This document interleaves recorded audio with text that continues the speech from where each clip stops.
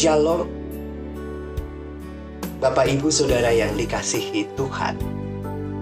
Bersama-sama mari kita meluangkan waktu untuk merenungkan firman Tuhan.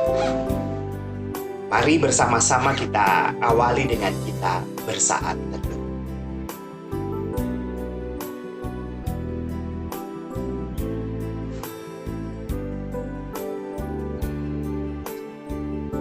Cukup. Firman Tuhan yang akan kita renungkan pada saat ini akan kita baca dari kitab Amsal 17 ayat yang ke-22.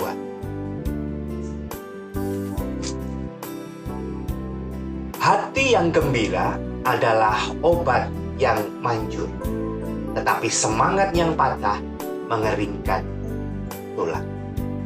Demikian firman Tuhan. Yang berbahagia kita yang mendengarkan firman Tuhan dan yang memelihara. Haleluya. Bapak Ibu Saudara yang dikasihi Tuhan, kami sekeluarga adalah penyintas COVID-19. Kami pernah terpapar dan kami kembali sehat setelah menjalani masa isolasi. Awalnya istri yang terpapar, kemudian anak-anak juga ikut terpapar.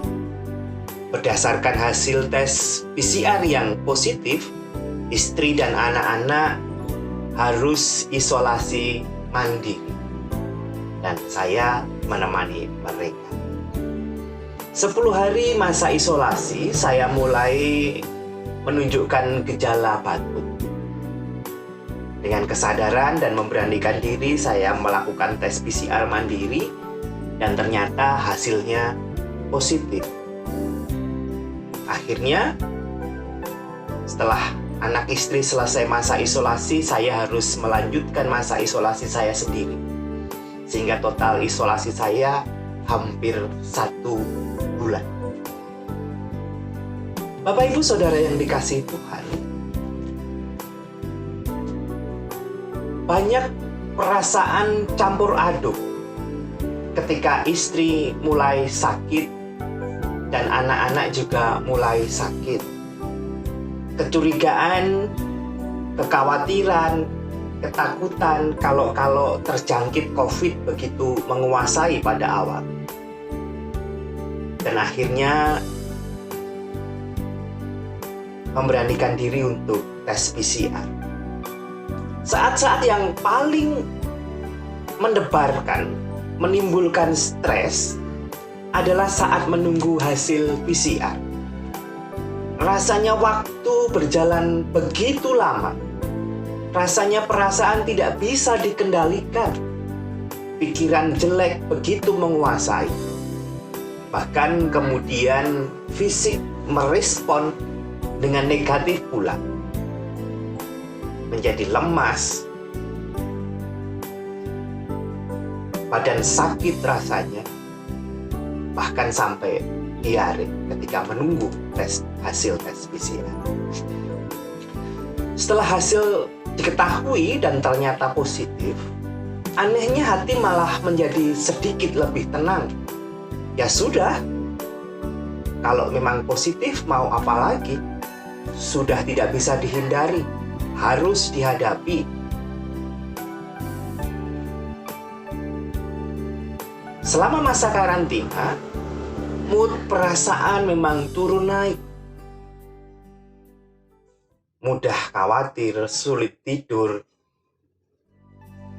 Dan ketika perasaan dikuasai ketakutan, kekhawatiran, tubuh juga merespon dengan negatif. Diare, sakit, lemas. Apalagi kalau mengingat saya memiliki sakit bawaan, yaitu diabetes. Bapak Ibu Saudara yang dikasihi Tuhan, saat kekhawatiran datang, tubuh memang bereaksi dengan negatif. Dan ketika itu terjadi, sebenarnya tidak ada pilihan lain, tidak ada jalan lain selain mencoba berpikir positif. Biasanya saya pelan-pelan mengatur nafas, menarik nafas, mengembuskan nafas, mencoba memfokuskan pikiran pada hal yang membahagiakan, mulai berdoa sebisanya, mencoba mengalahkan kekhawatiran tersebut. Dan ketika hati mulai tenang, sudah mulai bisa berserah, pikiran sudah mulai positif, anehnya badan juga merespon dengan positif. Lebih enak, lebih nyaman.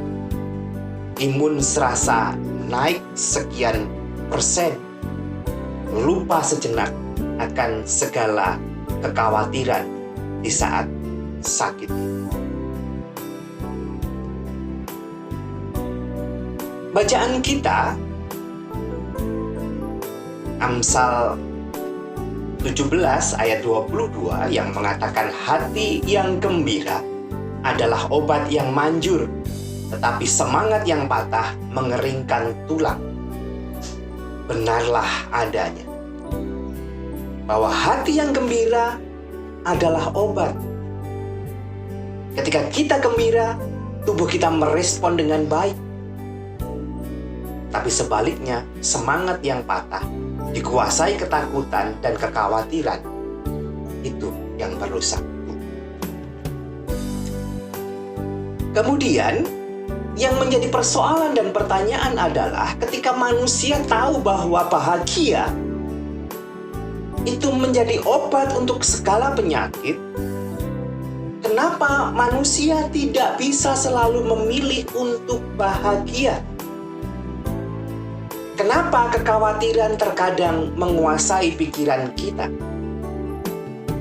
Yang pertama, kita harus menyadari bahwa memang manusia, tubuh kita, diri kita ini adalah ringkih. Sehingga pikiran itu seringkali teralihkan. Pikiran kita selalu mudah teralihkan dari kebahagiaan. Mudah khawatir, mudah takut. Kemudian yang kedua, kita mudah khawatir, kita mudah teralihkan dari kebahagiaan. Karena seringkali sumber bahagia kita tidak abadi. Karena kebahagiaan kita bersumber pada hal-hal duniawi yang memang sesaat sifatnya. Ketika Salomo mengatakan obat yang terbaik adalah hati yang gembira, yang dimaksud Paulus bukan hati yang gembira karena kecanduan kegembiraan yang sia-sia dan bersifat kedagingan.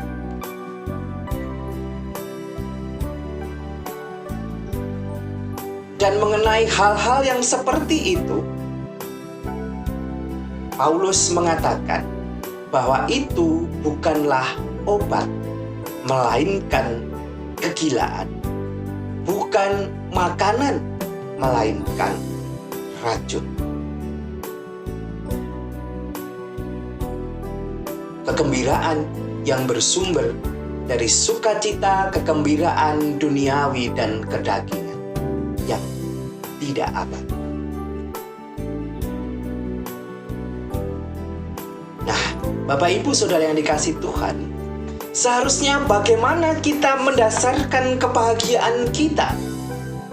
Yang dimaksud oleh Salomo ketika berbicara tentang hati yang gembira adalah kegembiraan sejati yang bersumber dari Allah, adalah hati yang bersukacita di dalam Allah dan yang melayaninya dengan gembira dan kemudian merasakan penghiburan dari kesenangan-kesenangan lahiriah dan terutama penghiburan dari percakapan yang menyenangkan dengan Tuhan. Sungguh merupakan suatu rahmat yang besar ketika kita merasakan sukacita dan kegembiraan, dan alasan kegembiraan itu adalah karena anugerah Tuhan. Dia memberikan kita hati untuk gembira. Dan ketika kegembiraan ini bersumber dari Tuhan, ini seperti obat yang baik. Ini akan membuat tubuh ada dalam keadaan yang baik dan dapat bekerja dengan baik.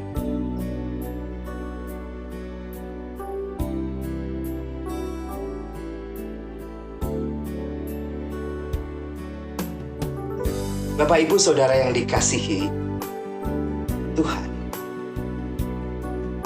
kebahagiaan akan melimpah dalam hidup kita kalau kita dekat dengan Tuhan. Bersyukur atas berkat-Nya, memohon kekuatan dan pertolongan dengan pasrah kepadanya di setiap pergumulan hidup. Tuhan memang tidak menjanjikan langit tanpa awan hitam, tapi menjanjikan penyertaan dan penghiburan yang akan menguatkan kita, membantu kita melewati setiap jalan terjal, dan kemudian menyongsong pelangi sehabis awan hitam mendung menguasai. Bapak, Ibu, Saudara yang dikasihi Tuhan, bagi saudara-saudara yang sekarang ini sedang mengalami beban, sedang sakit, sedang isolasi, mengalami pergumulan yang berat, ingatlah, hati yang gembira adalah obat yang manjur, tetapi semangat yang patah mengeringkan tulang. Mari kita memilih untuk bahagia. Kita serahkan segala beban dan kekhawatiran kita kepada Tuhan. Mari kita fokus pada bahagia. Kita tarik nafas pelan-pelan dari hidung sambil mengingat berkat Tuhan dalam hidup kita. Kemudian kita hembuskan lewat mulut, juga dengan mengingat segala kebaikan Tuhan. Kita arahkan hati kita kepada Tuhan. Kita berdoa kepada Tuhan, mohon pertolongan dan kekuatan. Kita hitung berkat Tuhan. Kita naikkan syukur kita kepada Tuhan. Niscaya hati kita akan menjadi lebih tenang. Kegembiraan yang dari Tuhan akan menguasai hati kita. Bukan hal yang mudah, tapi itu pilihan. Selamat berbahagia semua ciptaan. Selamat berpulih. Tuhan memberkati.